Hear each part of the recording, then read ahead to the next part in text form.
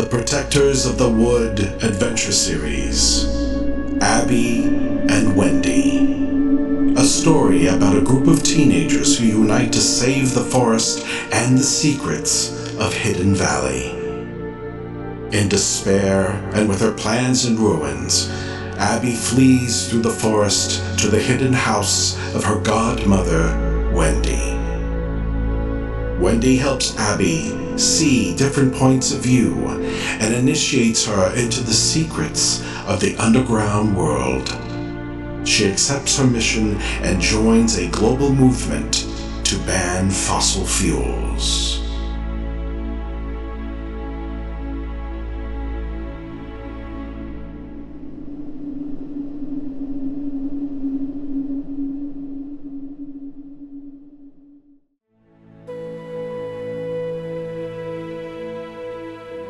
The Protectors of the Wood Adventure Series, episode number 194. Abby and Tuck make a plan.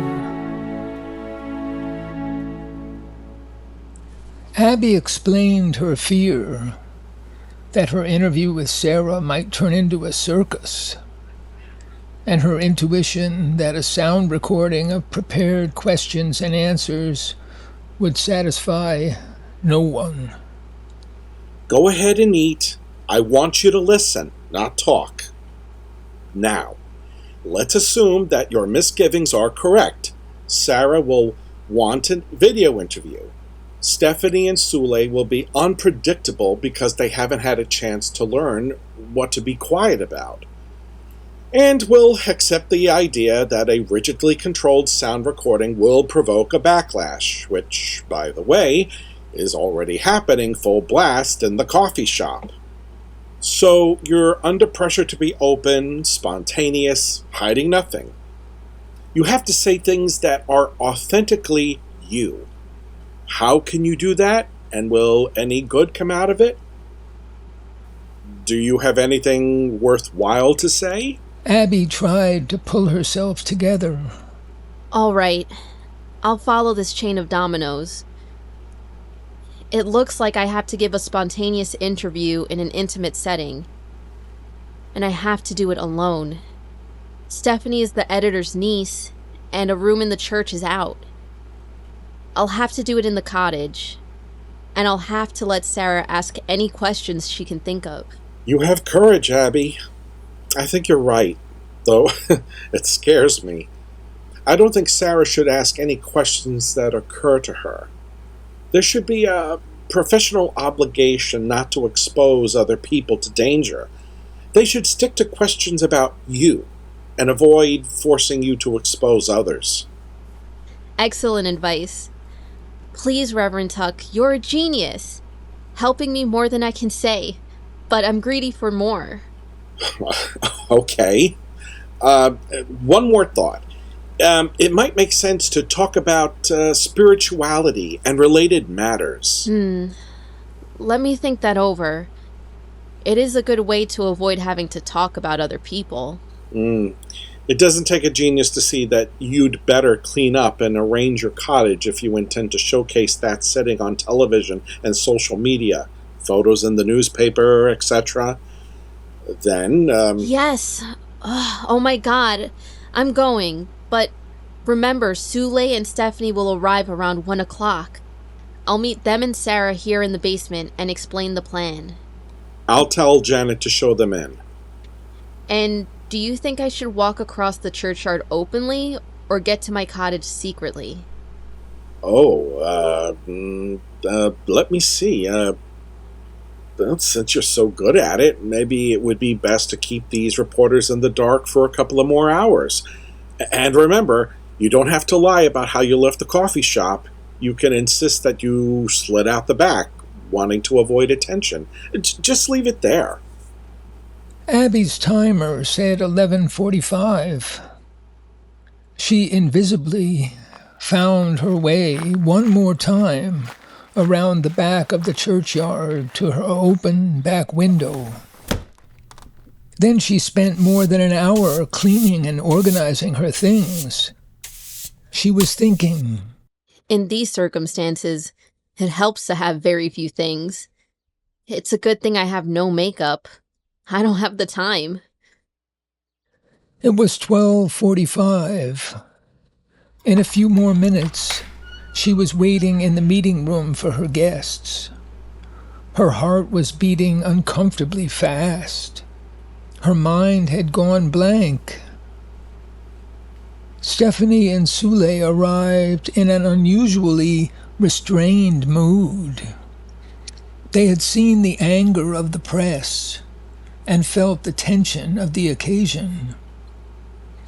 Abby explained her plan, and they agreed to wait and talk after the interview.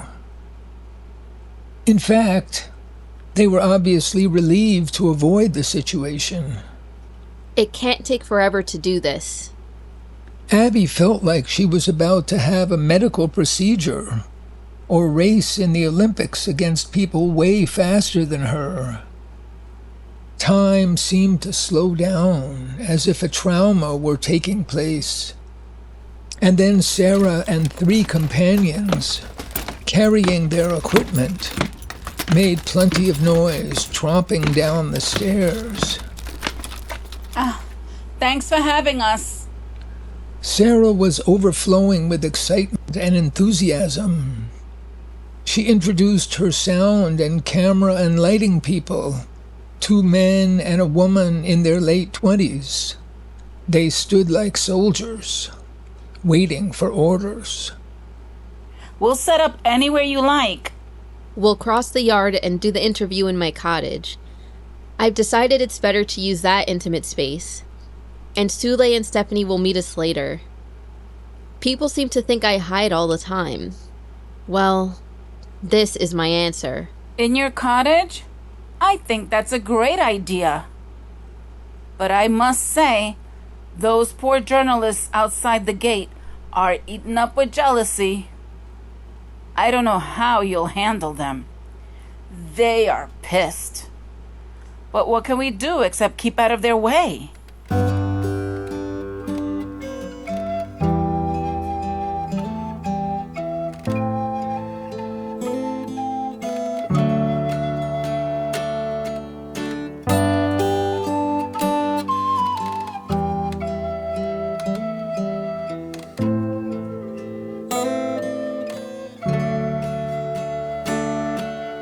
Green leaves glow in the morning light.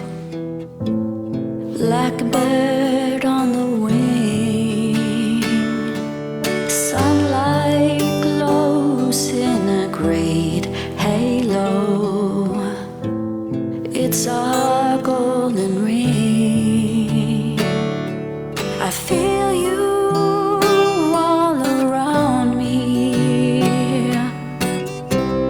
like the hour of my birth, beating in time with the magic red wine of the great heart of the earth. All things reach out for the sunlight, the hand of life everywhere. Wind in the trees whispers to the leaves. Waves of peace fill the air. I feel you all around me, like the hour of my birth, beating in time with the magic red wine of the great heart of the earth. The sun comes up in its glory, just like the first dawn. Come and join in the story. The long night is gone.